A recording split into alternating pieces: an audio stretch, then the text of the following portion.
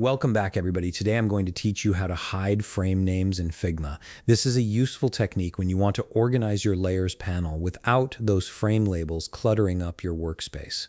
First, open your Figma application and navigate to the file or project where you want to hide frame names. Make sure you're in the design view so you can access all the necessary tools and options for managing your layers. Now, let's move on to actually hiding the frame name. On the left side of your screen, you'll see the Layers panel where all your frames and elements are listed.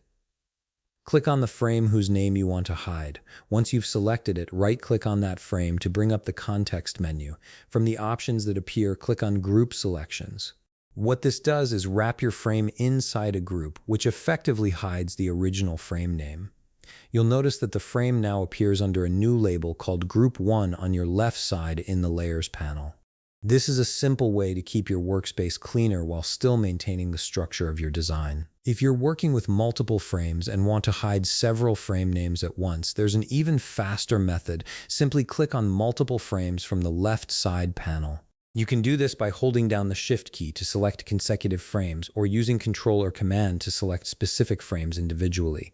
Once you've selected all the frames you want to group, press Ctrl-G on Windows or Command-G on Mac. This keyboard shortcut instantly groups all selected frames together, hiding their individual frame names in one go. It's a real time saver when you're dealing with larger projects that have many frames. And that's it. You've successfully hidden frame names in Figma by grouping them, which helps keep your layers panel organized and easier to navigate. If you found this video helpful, please leave a like, subscribe, and see you in the next video.